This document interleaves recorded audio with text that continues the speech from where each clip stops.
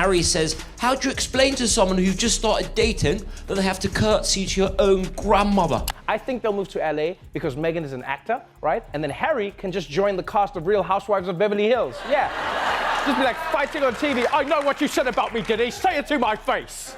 This candle just reminds me so much of growing up in LA. When Prince Harry and Meghan Markle first stepped back from royal duties, they framed it as a brave, boundary-setting move toward independence.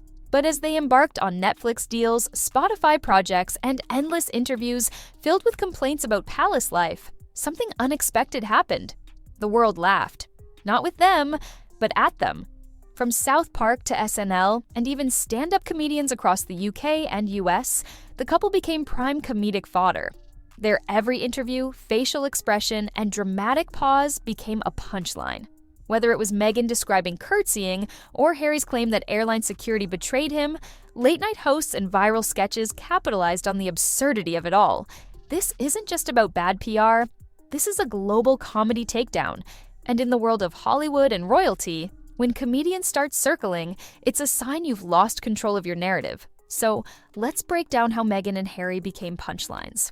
This candle just reminds me so much of growing up in LA. You know what? This knife reminds me of growing up in LA. One of the most brutal takedowns came disguised as a cooking parody. The sketch mocked Meghan's endless references to her Los Angeles roots, where even a butter knife or candle reminded her of her childhood. In the parody, Meghan character clutches random items. This wooden spoon reminds me of LA. This pot? That's where I used to dream about being a princess in LA. It turned a simple biographical detail into a symbol of narcissism. The satire painted her as someone who insists everything is about her, exaggerating her relatability into pure farce. The bit wasn't just funny, it was revealing. It highlighted how public perception had shifted from sympathetic to skeptical. Once LA was her origin story. Now, it's the meme, the punchline. And no matter how genuine she may have been, the sketch proved that the world was no longer buying the Meghan Markle brand at face value. I assumed it was for the obvious reason. M is the 13th letter of the alphabet, and H is the 8th letter of the alphabet. 8 plus 13 is 21. 21 was Deion Sanders' number, and Deion Sanders' nickname was Neon Dion, obviously a reference to how they light up each other's lives. Wow. When Harry and Meghan announced their royal departure, late-night comedy didn't hesitate. Trevor Noah's joke, "Harry has to get a job now," became an instant meme. Suddenly, the idea of a prince navigating LinkedIn and job interviews was comedy gold. Colbert, Fallon, and Myers also piled on, painting the couple's escape from the palace not as revolutionary, but awkward. The humor wasn't just in their exit, it was in their attempts to become regular while still flying private jets and signing million-dollar media deals. What made these jokes stick was how relatable they felt. Audiences had been told to see Harry and Meghan as victims, but the disconnect between their complaints and their luxury lifestyle became a prime comedic contradiction. Late-night hosts knew exactly how to tap into it, turning the royal exodus into one long-running sketch about privilege disguised as struggle. The big question everyone's asking right now is, why? I think they'll move to LA because Meghan is an actor, right? And then Harry can just join the cast of Real Housewives of Beverly Hills. Yeah. Just be like fighting on TV. I know what you said about me, Diddy. Say it to my face. British comedian Simon Brodkin's set on the Sussexes was a turning point in public mockery. He started neutral, saying he used to like them until he watched their Netflix documentary. His punchline, "Now I hate them." Brodkin dismantled the docuseries piece by piece, pointing out the irony of complaining about security from a multi-million-dollar mansion. His audience roared not just with laughter, but with a kind of cathartic agreement. It was like someone had finally said out loud what many were thinking. He wasn't just making fun, he was indicting their entire brand. Brodkin's performance illustrated that even in Britain, where public sympathy had once leaned in their favor, people were over it. The docuseries, instead of redeeming them, became the thing that opened the floodgates of ridicule. And comedians like Brodkin weren't about to miss the opportunity to twist the royal knife. And then they complain about everything. They were complaining they had to pay for their own security. They were not happy about that. Yeah, they were very worried about their safety, which I get that aspect of things after 6 episodes. I wanted to attack them. Once British comedians began poking holes, American comedians followed suit. Bill Maher didn't mince words. He compared Harry and Meghan's post-royal life to influencer cosplay. Jimmy Kimmel and others mocked their media blitz, focusing on how self-important and tone-deaf their interviews had become. The iconic moment when Meghan complained about curtsying to the Queen, and everyone online, including comedians, compared it to a scene from The Princess Diaries. TikTok exploded with mashups and recreations, turning a royal tradition into a running gag. These moments proved that American audiences, while initially sympathetic, had reached their saturation point. It wasn't just that Harry and Meghan were in the news, it was that they kept giving comedians easy material. The earnestness, the contradictions, the grand claims, all of it was comedy gold. And the more they talked, the funnier the material got. Just not for the reasons they hoped. I get it. In the 80s, I dated a very famous woman whose identity I will never reveal and only ever refer to her using our secret nickname, Prime Minister Margaret Thatcher. Wow. Y'all look good, bro. Yeah. Y'all look good. In their Netflix series, Meghan affectionately called Harry H, and he responded with M. It was meant to be an intimate, behind-the-curtain moment. But instead of endearing viewers, it triggered a wave of parody. Stephen Colbert practically had a field day, imagining other ridiculous codenames like P and Q. Suddenly, their personal quirks were no longer private, they were public entertainment. Something as small as a nickname became a symbol of how overexposed the couple had become. This wasn't just about a joke, it reflected the fatigue viewers felt. Even the tiniest details were being presented as profound, and comedians used that as ammunition. Harry and Meghan tried to make their story sound cinematic, but late-night comedians were rewriting the script as satire. And as soon as M and H trended for all the wrong reasons, it was clear the damage had been done. Ginger Royal meets fit American actress. She then discovers that everything is so unfair. Actress Alyssa Limperus took the Meghan mockery to viral heights with her now famous cooking sketch. Donning a posh accent and hyper-dramatic tone, she turned a simple recipe into a spiritual journey about grief, trauma, and, of course, Los Angeles. Each ingredient became symbolic. Salt reminded her of the ocean, which reminded her of LA. Flour became flour, which she claimed grew from emotional pain.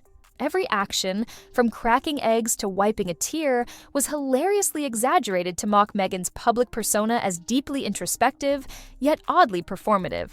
This parody hit especially hard because it came from a woman, dissecting Meghan's image from within the same influencer realm.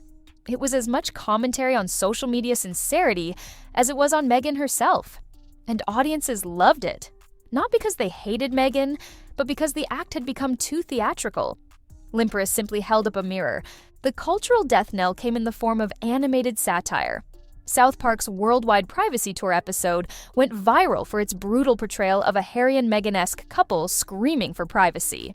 While waving banners and attending TV interviews, the contradiction was perfect satire, demanding solitude while chasing media exposure. One moment showed them jumping on talk shows, the next they were shouting at crowds to respect our space. It was the kind of parody that didn't need much exaggeration, because the real-life script already bordered on farce. What made this so devastating was its reach. South Park doesn't waste episodes on people it doesn't consider culturally relevant, but to be featured there is not a compliment. It's a cultural takedown. For Harry and Meghan, it meant they'd crossed from real people into cartoon parodies. And once South Park gets you, there's no turning back. They're taking a sabbatical? From what? Helping their grandma pick out hats? Get the out of here, man. This salt reminds me of growing up in LA. This carbon monoxide detector just really takes me back to my time in LA where I grew up. How are you gonna take a break from being royalty? What are you doing? This is like the weirdest thing. Oh, just have to take a break. Too many people serve their guys. That's too much. The mockery didn't stop. Stand-up comics like Andrew Schultz, Nikki Glaser, Joe Rogan, and Fern Brady kept digging into the royal couple. Schultz joked Americans don't even care about royalty, so Meghan's crown chase made zero sense. Nikki Glaser quipped that Meghan had to film 7 seasons of Suits just to marry up. Fern Brady famously roasted Meghan's outrage over a brand of peanut butter not being posh enough, turning it into a savage class joke. Joe Rogan, meanwhile, simply rolled his eyes at Harry's book, calling it a whiny diary. The comedy wasn't just mean, it was accurate in its cultural critique. These jokes resonated because they highlighted the dissonance between Meghan and Harry's message and their lifestyle. It wasn't bitterness, it was disbelief wrapped in sarcasm. These comedians were saying what many felt. The couple had become characters in their own tragicomedy. By 2023, Hollywood stopped laughing with them and started quietly distancing itself. Oprah no longer brought them up. Rumored Netflix projects were shelved. Meghan's Spotify podcast was canned. Even paparazzi grew bored. Jimmy Kimmel captured this shift in a fake text group sketch featuring Beyoncé, Oprah, and Tyler Perry, all ghosting Meghan. The joke hit hard because it echoed whispers in the industry. The Sussex shine had worn off. Bill Burr compared them to the Fyre Festival. Big promise, big flop. Their brand of polished vulnerability didn't sell anymore. Even sympathetic media outlets became cautious, aware that defending Harry and Meghan no longer generated engagement, ridicule did. The silence was telling. In Hollywood, absence equals irrelevance. And if Meghan and Harry couldn't keep A-listers interested, what hope did they have of winning back the public? Harry says, how do you explain to someone who you've just started dating that they have to curtsy to your own grandmother? How do you explain that you bow to your grandmother and that you will need to curtsy? Especially to an American. Like, that's weird. And I'm thinking, maybe just tell her that your grandmother is the f***ing queen. Jimmy Carr's dark joke about the royal line of succession, ending with Prince Andrew, pushed boundaries, but made a chilling point. If Harry and Meghan abandoned royal duties, what did that mean for the future of the monarchy? The joke landed because it wasn't just funny, it was plausible. With Harry removed, scandal-ridden figures creep closer to the throne. It reframed the couple's exit as not just selfish, but irresponsible. And that's where the jokes stopped being just jokes. Public opinion began to shift from amusement to concern. Was all this drama really worth risking royal continuity? Even those who supported Harry and Meghan began asking harder questions. The punchline was sharp, but it masked a serious critique. Comedy had moved from mocking personalities to questioning decisions. And once comedians start raising ethical alarms, the backlash has moved beyond entertainment. No matter how hard I tried, no matter how good I was, no matter what I did. Meghan and Harry once had a golden opportunity, a global platform to tell their story on their terms. But somewhere along the way, the sincerity turned into spectacle. Every heartfelt confession came with a camera crew. Every call for privacy came with a Netflix deal. And the world noticed. From parody sketches to brutal stand-up routines, comedians became the unexpected truth tellers, exposing contradictions that press releases couldn't polish away. In comedy, timing is everything.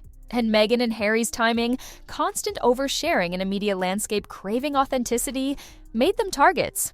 What started as a royal rebellion is now a recurring bit in late-night monologues. The real danger? They've become predictable. Not controversial, not compelling, just predictable. And in the world of Hollywood and monarchy alike, that's the ultimate punchline. Unless they change the script, the laughter isn't stopping anytime soon.